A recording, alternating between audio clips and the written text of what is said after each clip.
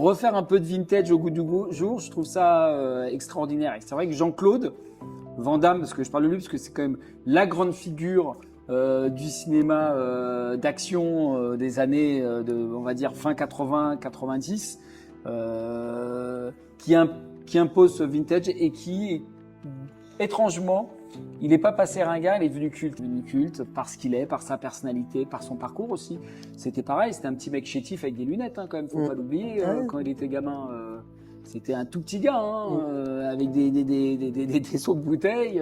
Et il est devenu ce combattant beau qui faisait rêver les femmes dans les années, fin des années 80. Quoi.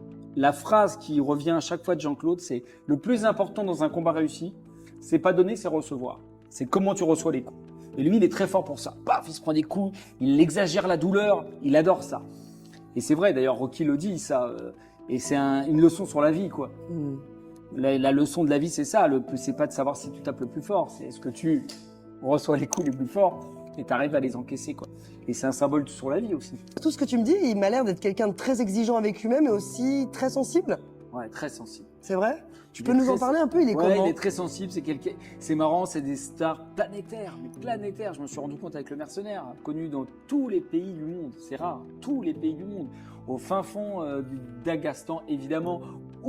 Daghestan, c'est le pays aussi du combat. C'est pour ça que je te dis évidemment. Mais tu prends des pays paumés en Afrique, au fin fond de toute l'Europe, tous les États-Unis, mais partout, quoi. Ouais. C'est une star mondiale et toujours besoin d'amour. C'est vrai. Ce truc-là, toujours besoin qu'on l'aime. Et si sur un plateau, il sent qu'il y a un regard ou quelqu'un avec une pointe de mépris, il a manqué d'amour ou comment tu l'expliques? Bah non, parce qu'il a eu une mère très aimante. C'est quelqu'un de très cultivé, c'est quelqu'un qui connaît énormément de choses. Mais c'est quelqu'un qui aussi, voilà, va très vite dans son tu vois, une sorte de bipolarité dans son cerveau qui fait qu'il va très vite. Donc on lui pose une question. Je te donne un exemple très vite.